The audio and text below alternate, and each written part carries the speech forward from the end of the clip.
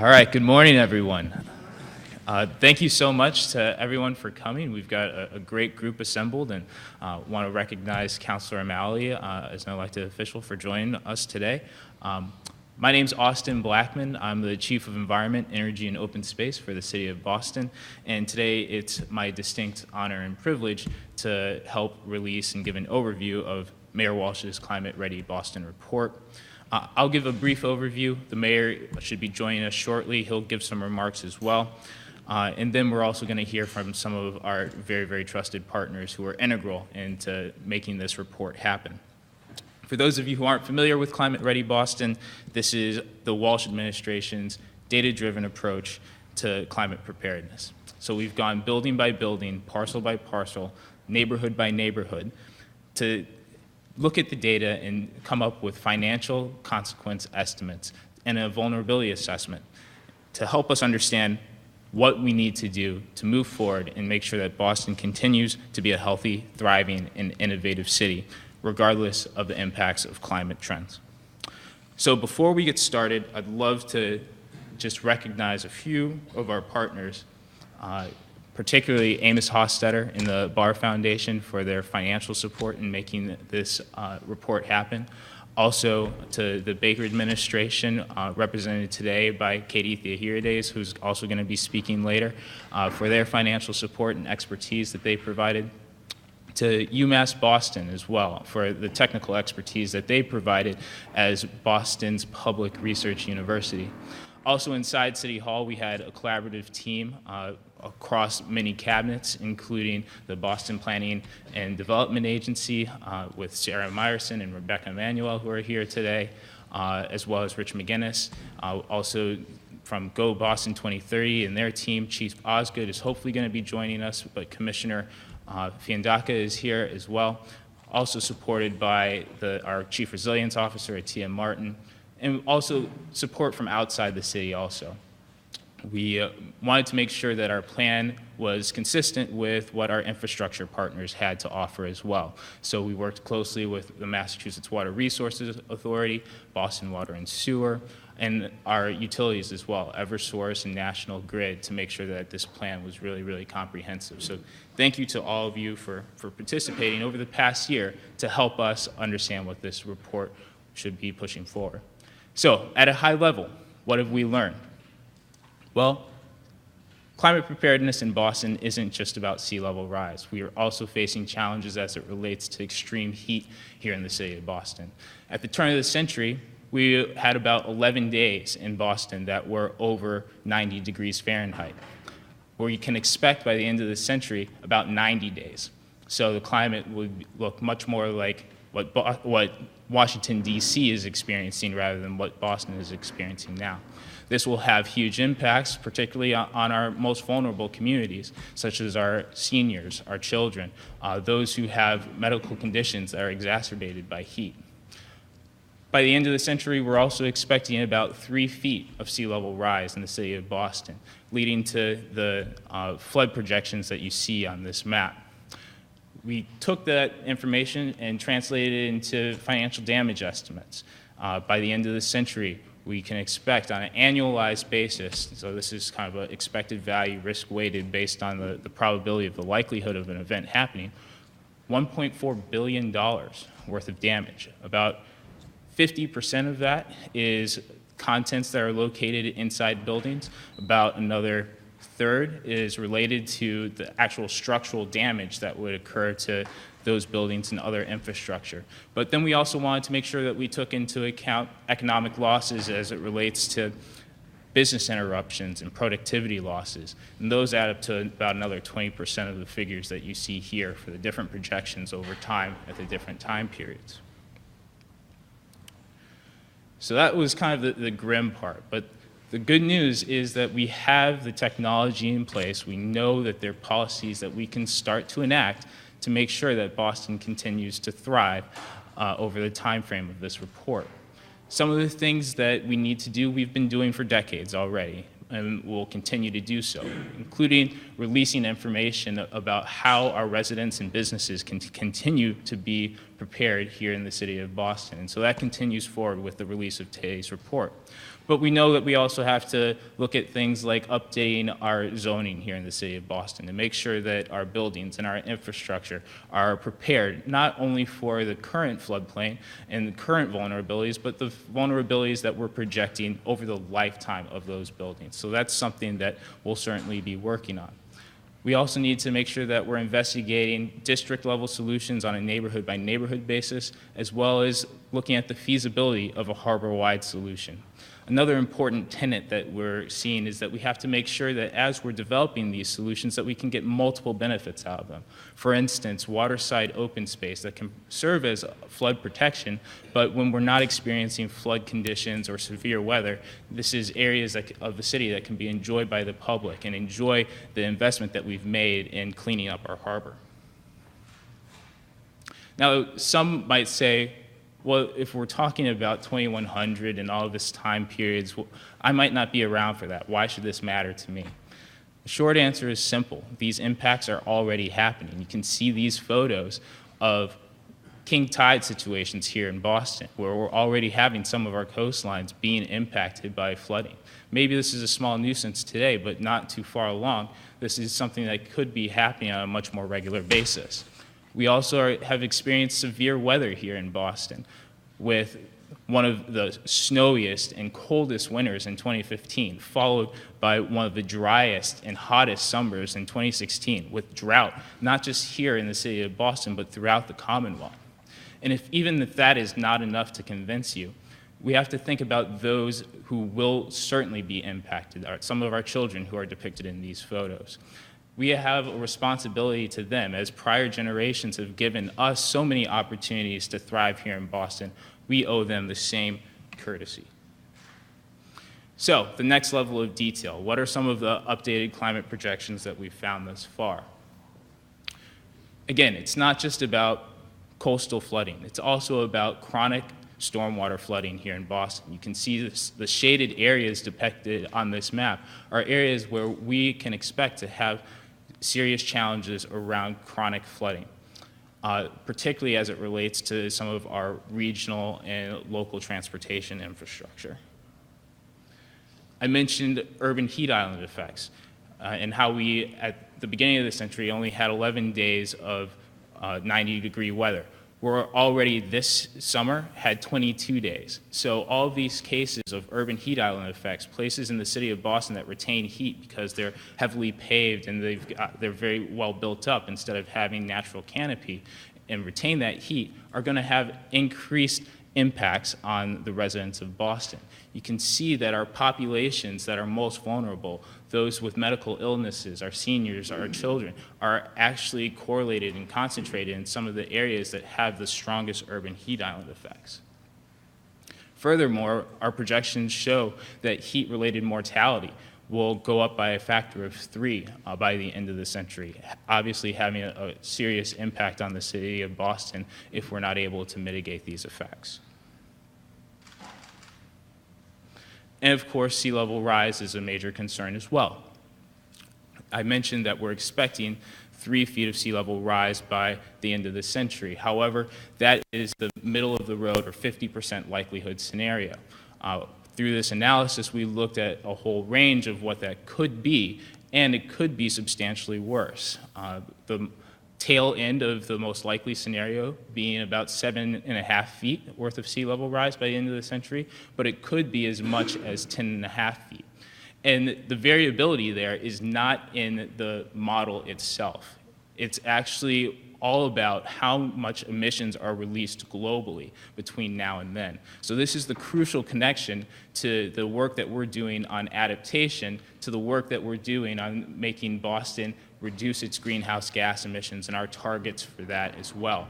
And the work that we do internationally, helping other cities advance this work, because as they have those successes, some of those benefits accrue to us here and help us with some of our adaptation challenges as well.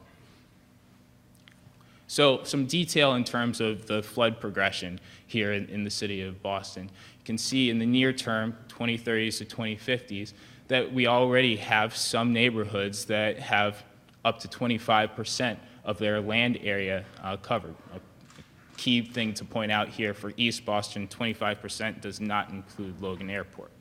But then as we move into the midterm, you can see that for each of those neighborhoods, the numbers pretty much double. And you also start to have flood pathways in from the Dorchester area as well. And then in the late term, the scenario gets much more severe. You have multiple flood pathways joining together from Dorchester, from Fort Point Channel, from downtown, coming together to actually have severe impacts on the south end, which is typically thought of as a pretty inland area. So a major challenge around that as well. At this point, we could even expect the average monthly tide to be reaching Faneuil Hall, just steps away from where we are today.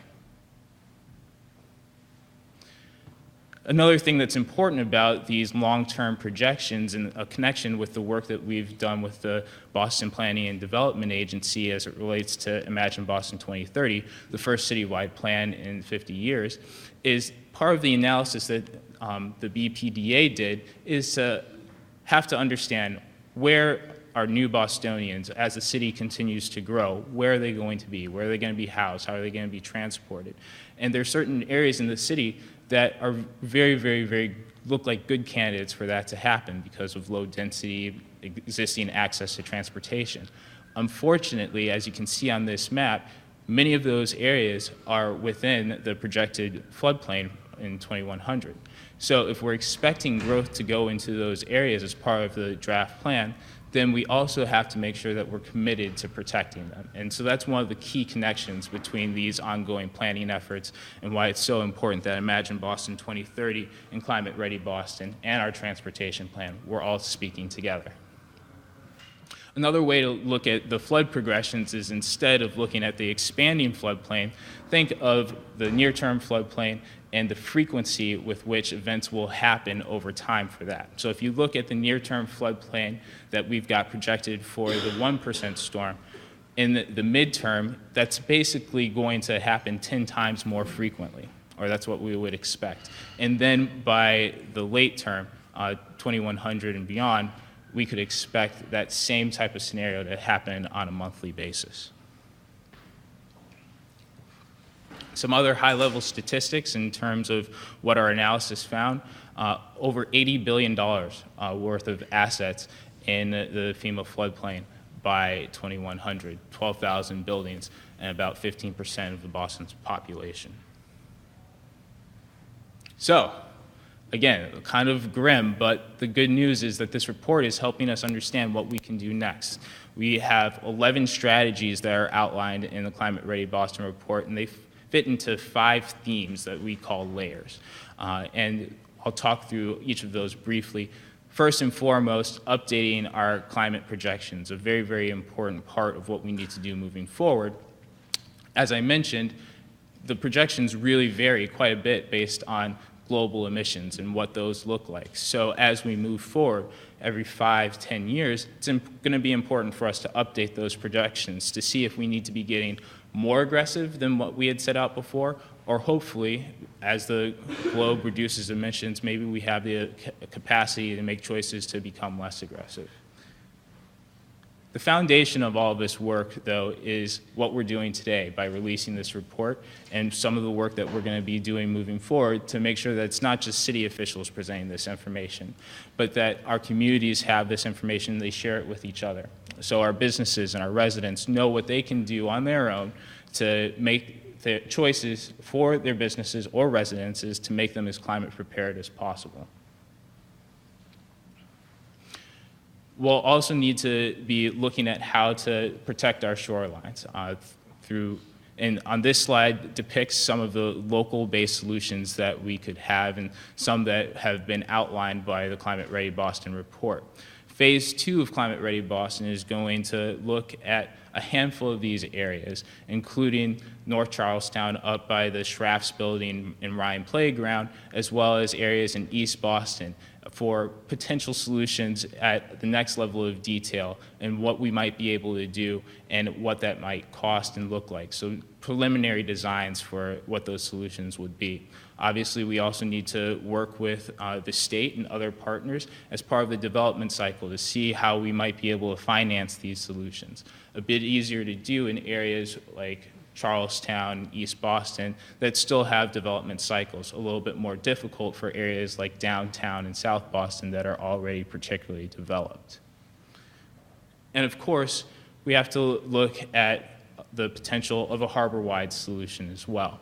Now, that could look like something as small as a connection from the Logan Airport over to Castle Island, maybe something a bit larger for the Harbor Island barrier connecting Deer Island to Long Island down through Quincy, or potentially something much more expansive, an outer harbor barrier connecting Deer Island to Lovell's Island down to Hull. This is something that obviously the city of Boston would not be able to do on its own. Even with the partnership of the state and the Commonwealth, some of the high-level estimates that we've seen for a solution like this would be in the range of $10 to $15 billion. So something that we would certainly need federal support with in order to actually implement, but something that we need to definitely study.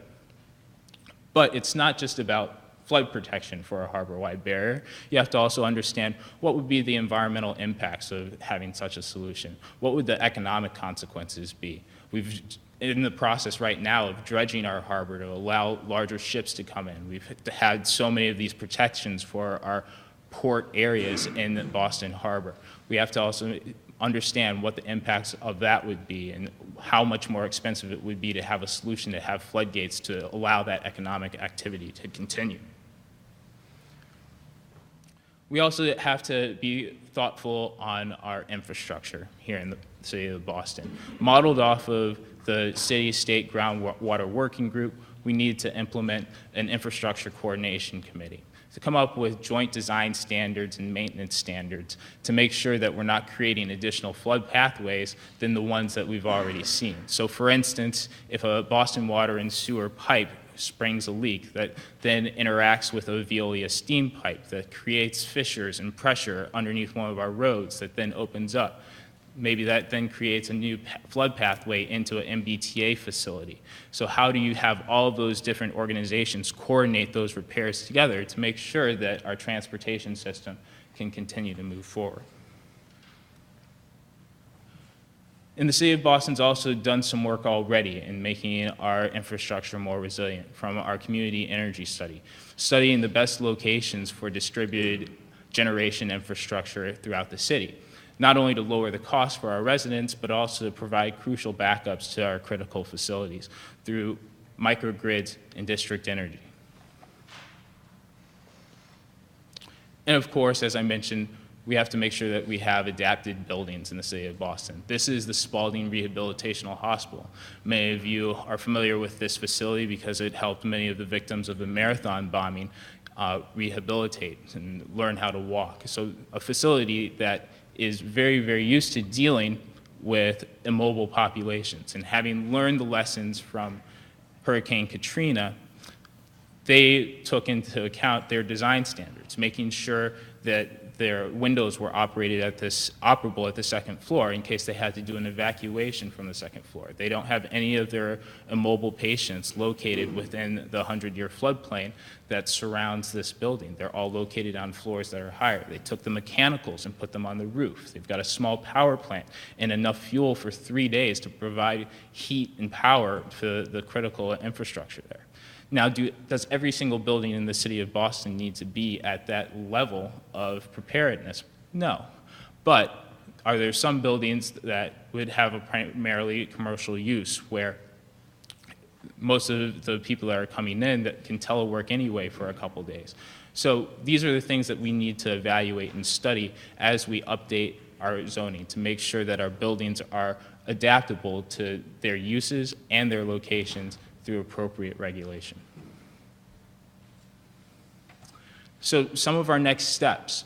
I mentioned that in partnership through a generous grant from the Baker administration and the Office of coastal zone management, that we'll be able to do some additional studies on some of the solutions and what they may ultimately cost and what they may look like. We'll have to also work with the state and other solutions for district improvement financing and other tools that we might be able to finance these solutions as part of the development cycle for some of the areas in Boston. We may have to be more creative for other areas that don't lend themselves to those solutions as easily. I mentioned already that we're going to create a peer-to-peer engagement program, so it's not just myself and other city officials that are presenting this information and the solutions that residents and businesses can take, but so that this information is spread more broadly and faster, person to person, business to business, neighbor to neighbor. And of course, we're going to continue the strong coordination that we have with the Boston Planning and Development Agency with their work on Imagine Boston 2030, and also with our Transportation Department and their work on Go Boston 2030, and with our Chief Resilience Officer and the work that they're doing on equity here in the city of Boston. Many of our most vulnerable residents are most impacted by the work that we have already shown. So with that, I'd like to take a quick moment to welcome up to the stage the Mayor of Boston, Marty Walsh, who's going to give us a few remarks on the report. So Mayor, thank you.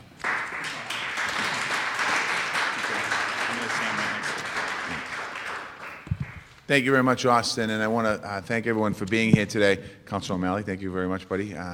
Councilor O'Malley's been very involved as well in not just today, but over his entire career on climate change and worrying about the future of our city. So I want to thank him for all his great advocacy and work.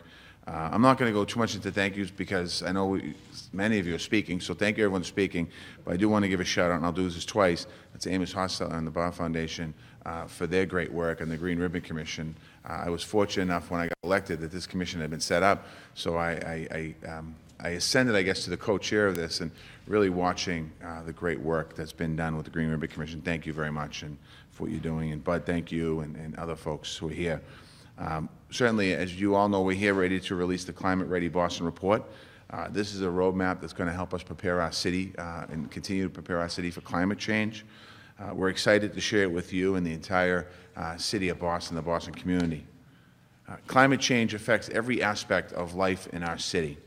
It has major implications for health and safety of our residents, strength of our businesses, and certainly the vitality of our different neighborhoods in the city of Boston. And that's why we're preparing climate change is in the best interest of all Bostonians.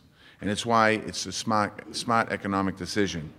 Our climate-ready strategies will protect our shorelines. They will improve our infrastructure and transportation and energy. They'll help make us build safer.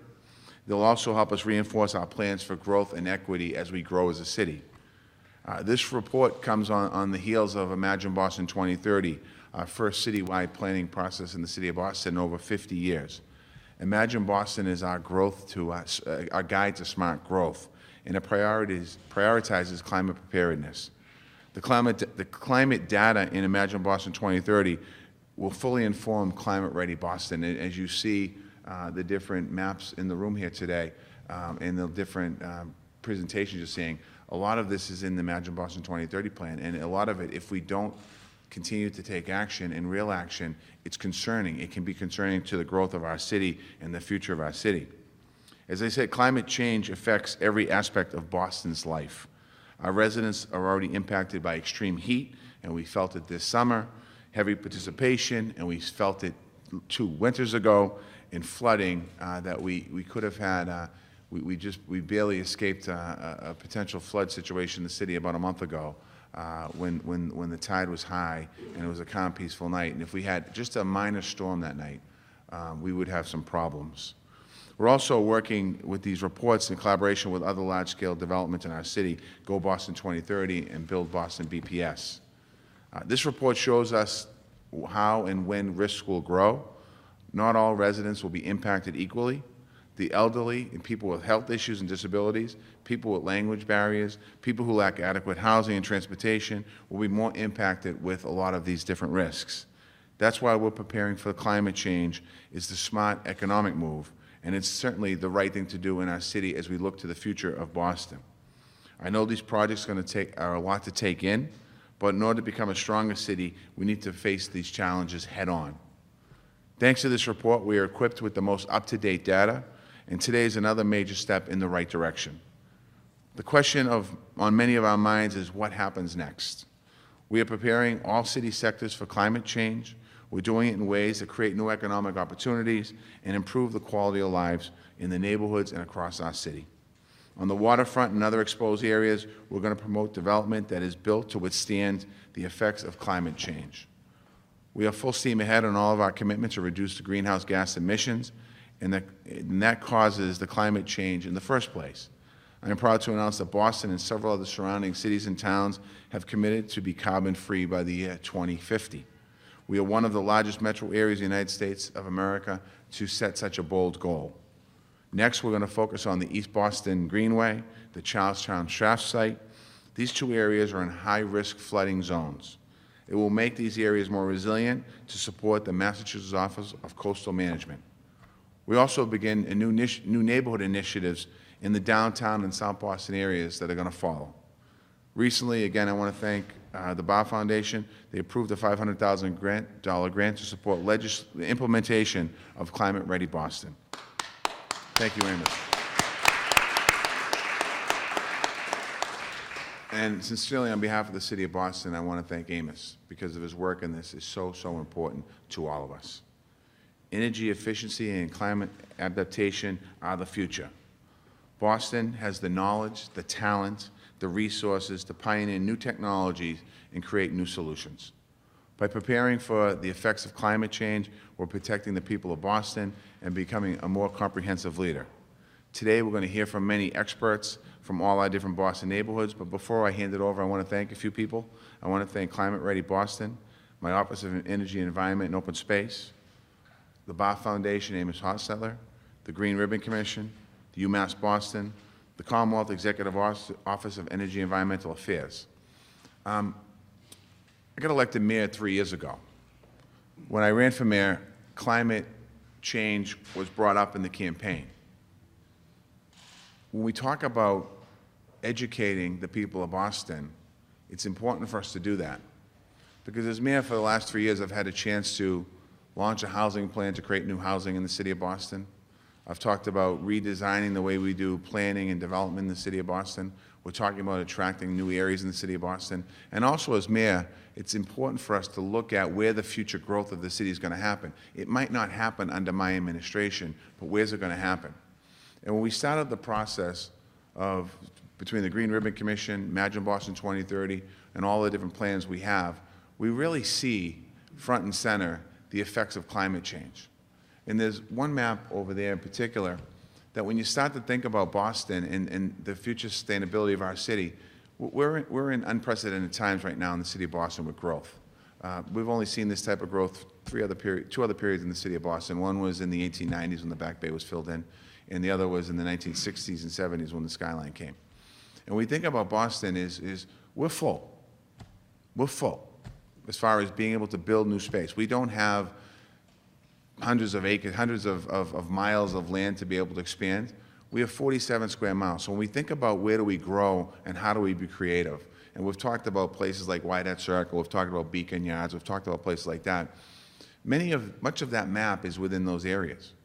So if we truly want to prepare for the future and make sure that future generations have the opportunity to continue the great growth in our city, we need to make sure that we do it smart, and we need to make sure that we do it right, and we need to understand the importance of climate change and how the effects of climate change actually are impacting our city, not just today, but for the next 10, 20, 30, 40, 50 years.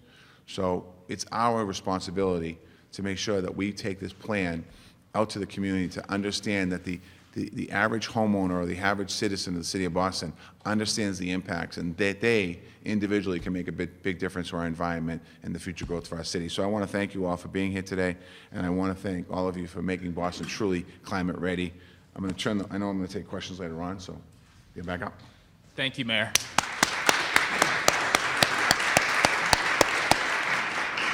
Next, I'd like to welcome to the stage from the Office of Energy and Environment at the State House, Katie Theoharides, the Director of Climate Protection there. Thank you. Thanks.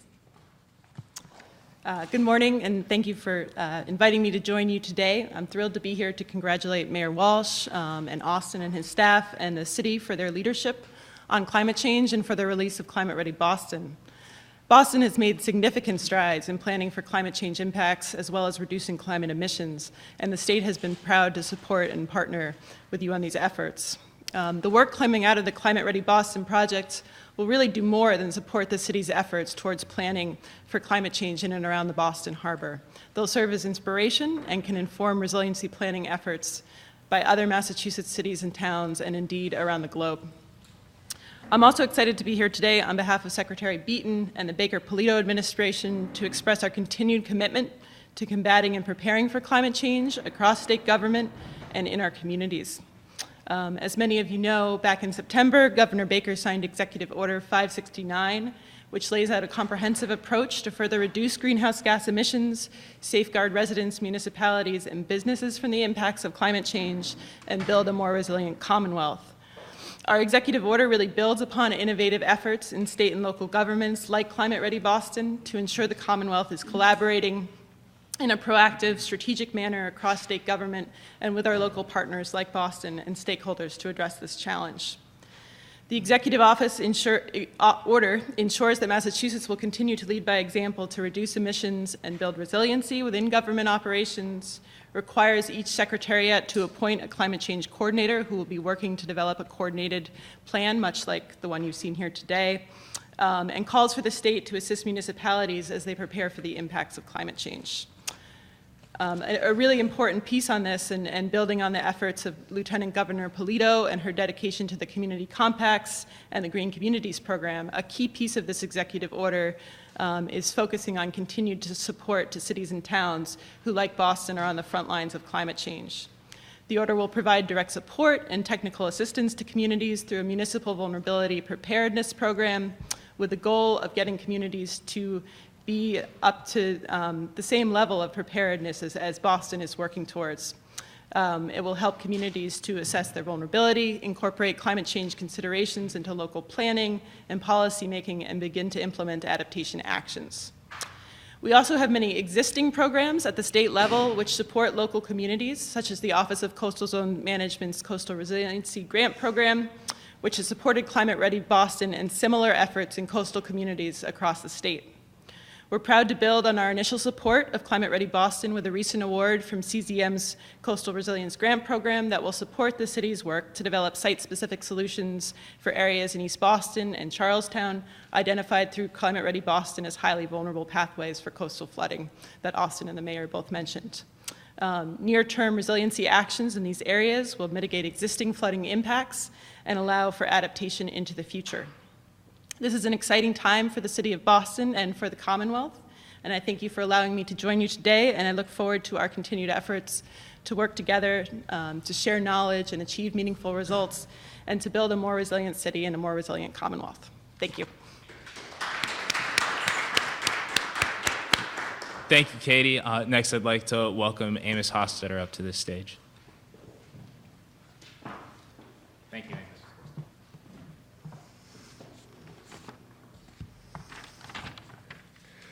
Well, this is an important day, and in many respects, a milestone.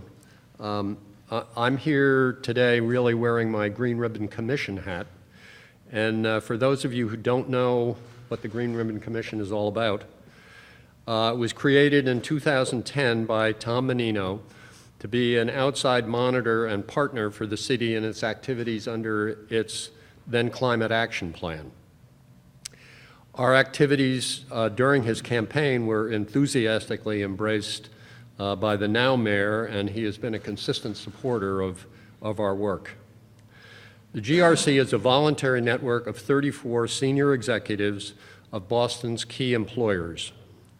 I have a list for those of you who have any interest of it, rather than read you 36 names and organizations. But I think it is fair to say that through the work of the city and the Green Ribbon Commission, this report, which is being released today, is truly a public-private partnership, and one of note. Everyone in this room realizes that Boston is one of our country's most vulnerable cities. Dorchester Flats and the Back Bay have their names for a reason. We applaud the city and Mayor Walsh for his leadership in trying to anticipate the risks and not wait for the catastrophe to motivate us, as was the case in New York City. The Climate Ready Boston report, which is being released today, gives us a much clearer picture of the risks and vulnerabilities that we face in each of the city's neighborhoods and lays out a bold set of recommendations to address these risks.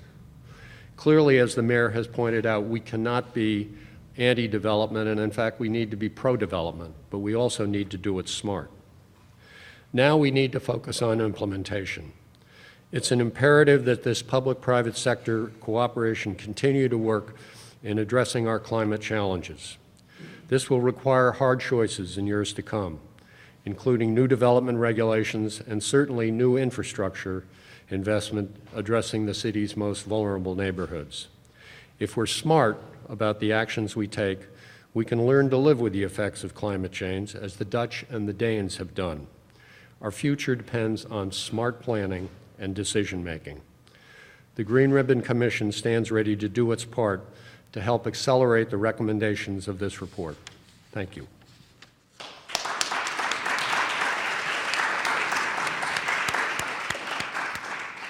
Thank you, Amos. Amos says that he has his Green Ribbon Commission hat on today, but as a big supporter of the Barr Foundation, again, I just want to reiterate the City of Boston's gratitude for your support. And also from the Barr Foundation, I would like to welcome Bud Riss up to the stage, one of the technical advisors for Climate Ready Boston. Thanks, Austin. I'm getting through what my wife calls the wicked piss of coal, so I hope you can hear me, and I'll be very brief because we've had a number of speakers already. But I have co-chaired the Green Ribbon Commission's working group on climate preparedness. My other co-chair is Brian Koop, who's the Executive Vice President of Boston Properties. He unfortunately could not be here today. But this group and the larger GRC, as Amos indicated, includes many of the senior business and nonprofit leaders in our city, who I think it's very, very fair to say are now firmly behind these efforts that the city has put forward. As you've heard from the other speakers, the Climate Ready Boston project now gives us a much better technical foundation for the necessary actions ahead. In particular, the work done by the team of scientists at UMass Boston has reduced a fair amount of the uncertainty around climate projections by giving us a better handle on what will happen when. That's extremely important. If you're going to design a building, plan a neighborhood, or regulate it, we needed much more precision than I think we've had to date. I think we've moved the ball considerably forward on that piece of it. We also now have a much better understanding about the parts of the city that will be most vulnerable, which will enable the city to target future resilience measures more effectively. This is also important in the near term because if we get warning of a major storm coming, and because of the excellence of forecasting today, we often have several days, if not even a week, we now know where to look in the city to make sure we are fully prepared for what's coming. Thanks to all of this mapping work and all the vulnerability analysis is done, I think that's going to help us a lot near term. The Climate Ready Boston provides an excellent roadmap of implementation actions, and as my colleagues in the city know, I've been raising my hand at every meeting for a year and a half saying, we got to get this down to 3 bullets. At one point, we got up to 12, and I think we're down to 7, so that's not bad for a report of this complexity. There are 4 things in particular that the Green Ribbon Commission will continue to partner and provide help on.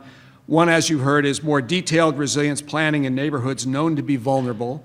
And if you look at those maps, it's pretty clear it's downtown, East Boston, the Seaport, Fort Point Channel area, and Dorchester, in addition to the targeted growth areas of Imagine Boston, where I think we have a real opportunity, thanks to the leadership on this, to figure out how to plan a whole district or a whole neighborhood to make it resilient to accommodate the growth that's coming ahead.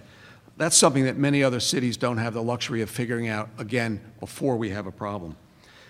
We're going to see more detailed analysis of coastal protection systems to address the near-term flood risks in East Boston and Charlestown, but we're also going to look, and again, thanks to a grant from the Barr Foundation to UMass Boston, we're going to look at the feasibility of the harbor-wide structures that Austin talked about earlier, and try to ask at least the basic question, are these feasible? Will they have impacts that are manageable? or is this something we should not even continue to look at and take off the table, at least for some period of time? The good news on all of these problems is we have amount of time to deal with them. You know, there may be a major storm coming. Hopefully we will be better prepared for that. But some of these effects are not going to be really bad until several decades ahead. So we have time to get ahead of it and work on it.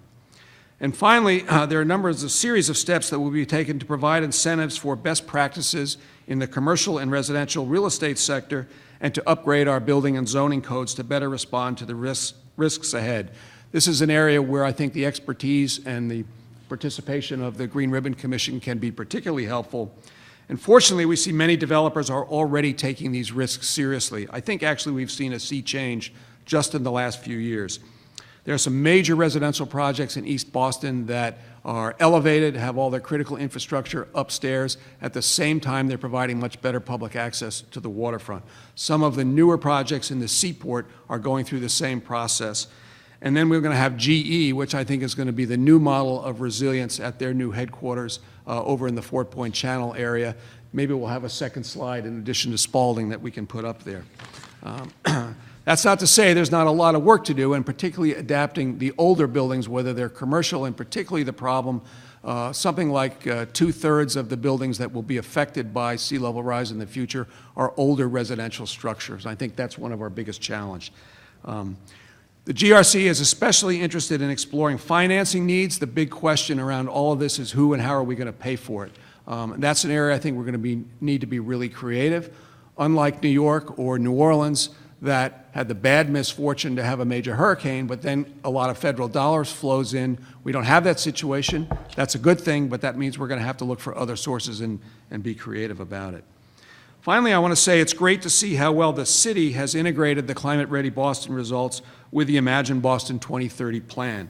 There's clearly been an extraordinary degree of collaboration amongst these various planning initiatives. That's unusual in a big city like Boston, and I think we should be very proud of that here. And as Amos said, Mr. Mayor, we're fortunate to live in a city where the leadership is truly forward-looking. Unless you're planning to be in office as long as Menino, you may not get credit for this good works 20 years from now when we really need it. But we really appreciate your looking ahead and, setting the priorities on this really important issue. And finally, I want to mention the 4 leading consultants who did all of the real analytical work for this project, a team of scientists led by UMass Boston, HR&A, our consultants from New York who oversaw the entire project, Arcadis, a Dutch engineering firm that did most of the vulnerability analysis, and Sasaki, which played a big role in the vulnerability analysis and also in pulling the final report together. Thank you all.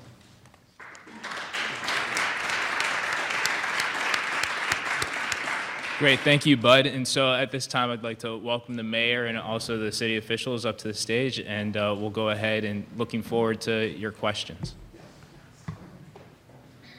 If I can't answer a question, Austin or Bud will. Any questions? Yes. No. You mentioned zoning regulation changes a couple times. I wondered what in particular you're talking about, what kind of zoning changes are being considered and might have the best bang for the buck. Well, one of the things that I would say, I don't know if I mentioned zoning per se, but as we look at areas that potentially could be built out, what are the impacts and how do we prepare for those impacts? So, example, I guess I'll use Wyatt Circle, potentially, hypothetically. Let's assume at some point down the road, Wyatt Circle is going to be built out. Currently, we have businesses there. We have a train yard there. It is in a flood zone area. In order to have large-scale investment there, if we are to have large-scale investment, we would clearly have to lift it, and we'd have to also consider what happens underneath it. So I think that that's some of the things that we're talking about as far as preparing for growth or development. Our housing plan, I'm not sure how much of our housing plan is in Lower Dorchester, if you will, but I know there's opportunities in Lower Dorchester. If we create housing and build new housing in Lower Dorchester, we build, stick-built housing and it's in a flood zone. Flood comes through, that stick-built is gone. So we look at what would the foundation be? What type of foundation? Would it be built up on pedestal? Would you look at possibly putting parking underneath to preserve? Things like that, I think, is one of the things I would consider. We'd have to consider. To add on, I think that we see a key part of the next phase of this work being looking at the zoning code, making sure we truly have climate-ready zoning. Apologies, I'm Sarah Myerson, the Director of Planning at the BPDA. So making sure that we have climate-ready zoning that's taking into account not just the current floodplain, but thinking about the future floodplain. As we know that sea level rise is happening, how are we truly having a zoning code that reflects what we think is going to be the future condition? And we also want to make sure our zoning code itself is not a disincentive for those existing buildings to become climate ready and adapt. And so what can we do within our zoning code to make sure that there's the proper incentive alignment for adaptation of existing building stock? Good. The report lays out a lot of estimates in terms of how much damage would cost the city. Do you have estimates on how much this would cost to fully address, and also how much of that cost would come from residents through something like the proposed or Yeah. I honestly don't think you can ever put a dollar figure on it. It's impossible. And I think that we have to do, Bud made a good point when he talked about New Orleans and New York City. At some point, the federal government, there will be more of these natural disasters in the country, and there'll be more billions of dollars pouring into different parts of America. At some point, the federal government will have to say, is it now time to start to put prevention dollars in the budget to send money into cities and towns across America? And hopefully we can get there. It's impossible to put a figure on it because you don't know what type of development's going to go where, you don't know what's going to happen, but it's certainly something as we look to the future. Every time we have a new development, we're going to start talking more about protecting their asset as a private investment. With the president-elect's statements on climate change, though, are you worried about not getting as much federal money as you would hope?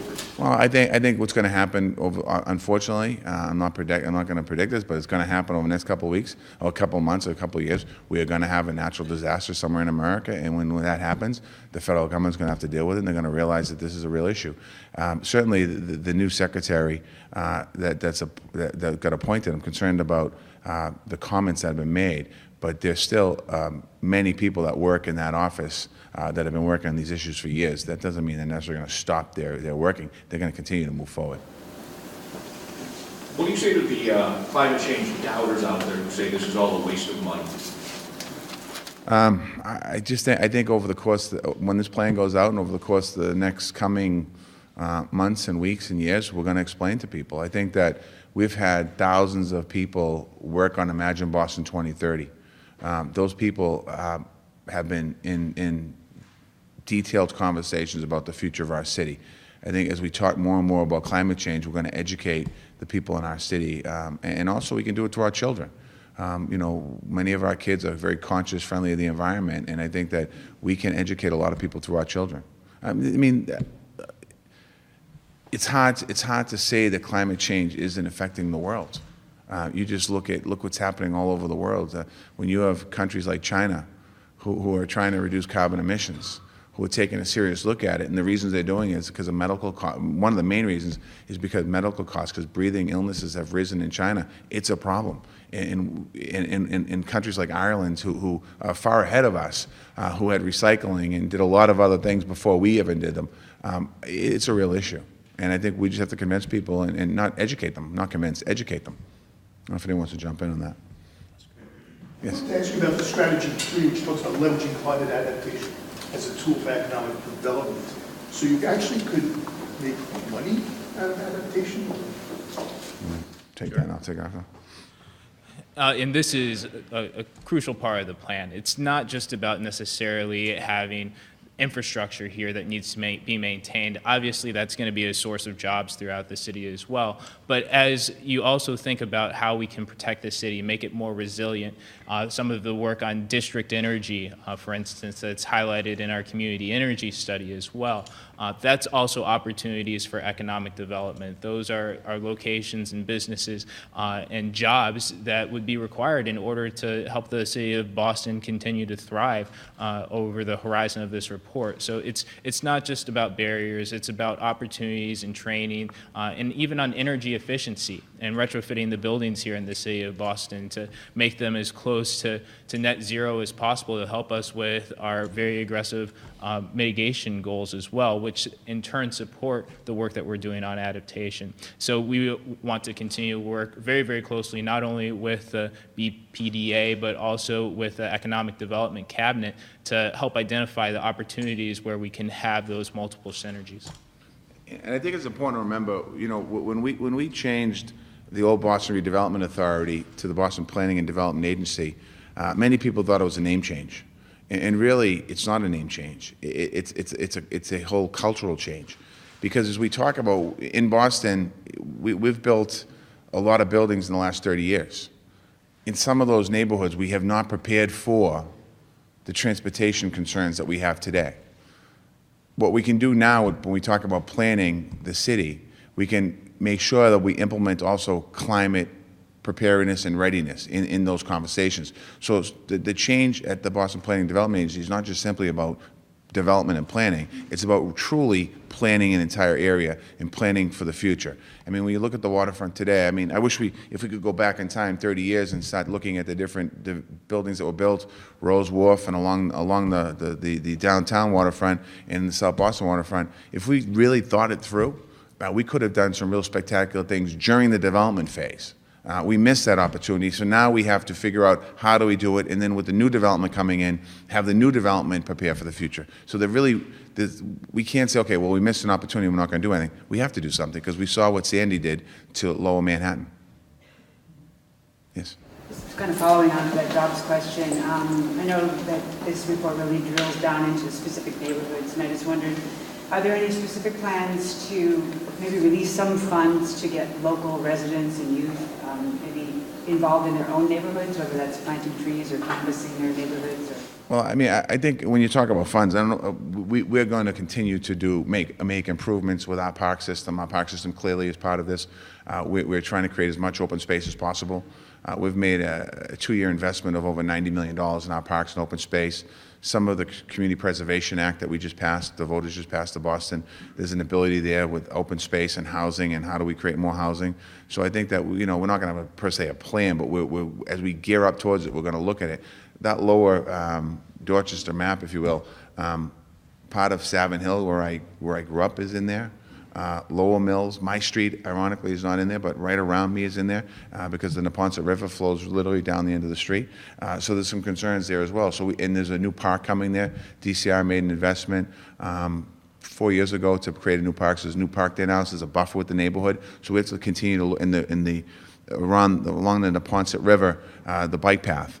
There's been a lot of infrastructure improvements there with some of the idea towards rising river. And the bike path can capture a lot of that, or trees and a hillside. There's a lot we can do, man-made, to improve things. As far as having a fund, we're not going to have a fund, per se. I was thinking specifically about hiring local residents who know their own. Well, I mean, I think what we have to do is incorporate that into our daily living, meaning as we look at our budgets and build our budgets and build what we do here in the city and work with the state as they build out the state, we start to think about this more and more than we have in the past. Mayor, you mentioned East Boston and Charlestown. Can you just clarify, are those the two communities that are most at risk immediately right now?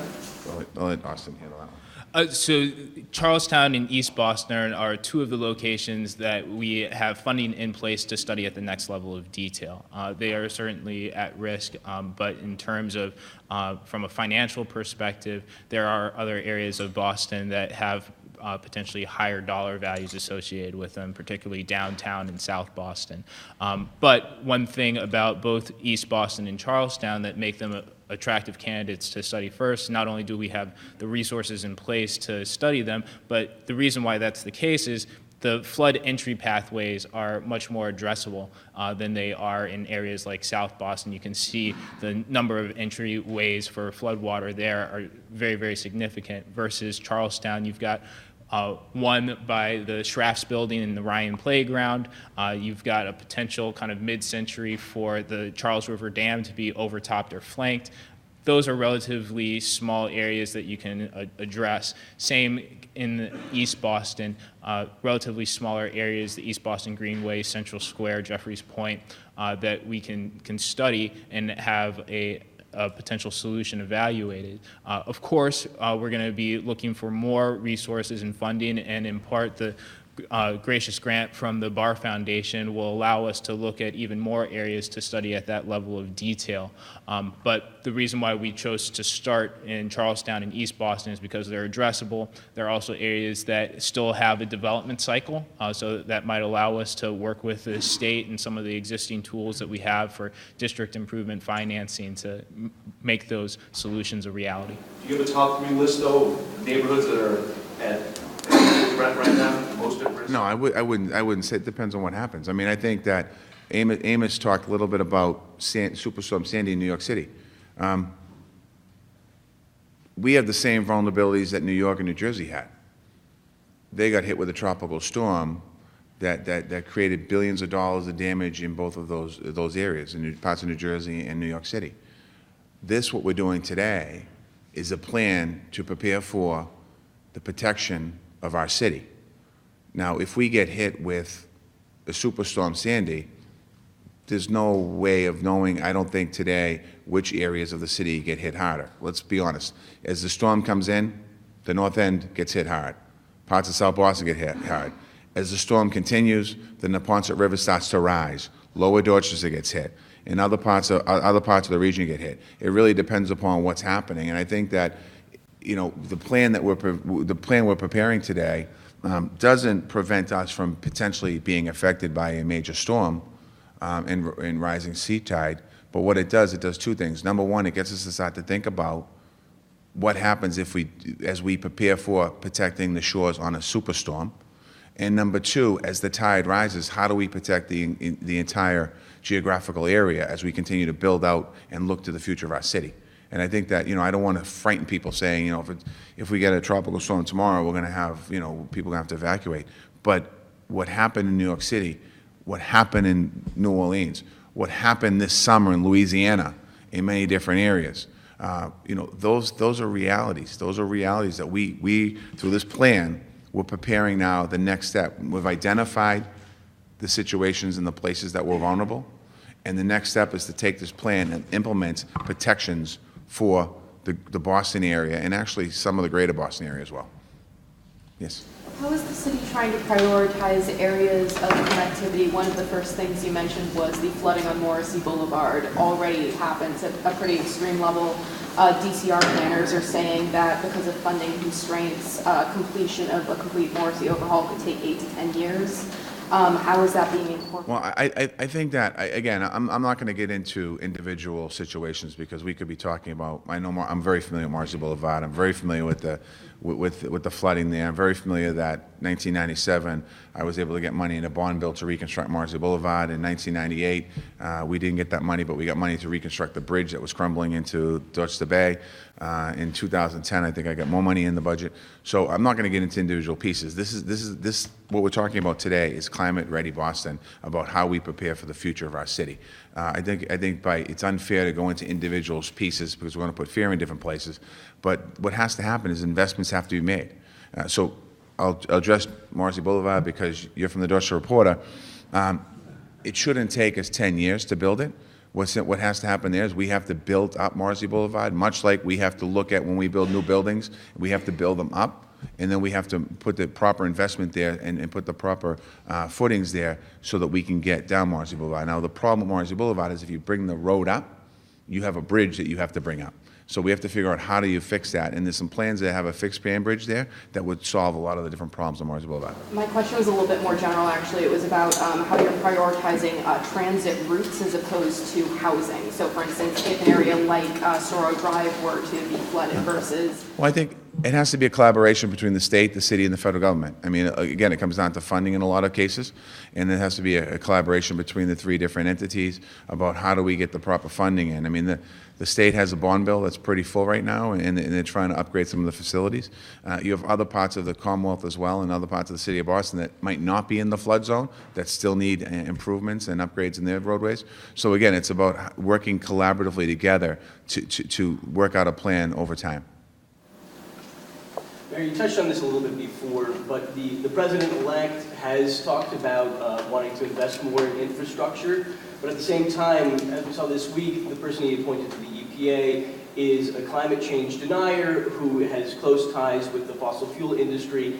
how do you feel going forward with this administration and what's going to happen in Boston over the next 4 years in terms of being able to work with the federal government on these issues? I think it's too early to comment on what type of secretary he's going to be, so we're going to wait and see. Certainly, a lot of us have relationships in the EPA, and we're going to continue to have relationships, and I think we have to,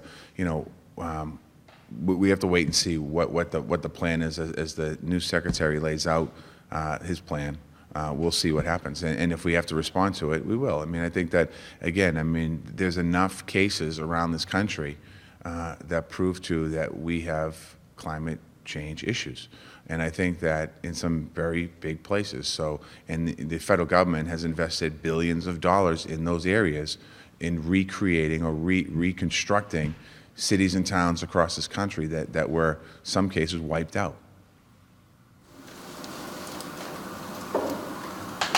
In terms of, in terms of making buildings safe for climate change, you talk a lot about new buildings and how you're working to create better standards for them. What about people who have existing residences and businesses along the most dangerous or vulnerable Potentially, areas? yeah. What will you be requiring of them in terms of? We're not mandating, we're not mandating on a lot of cases what we have to do. We're going to work with them to retrofit some of their buildings.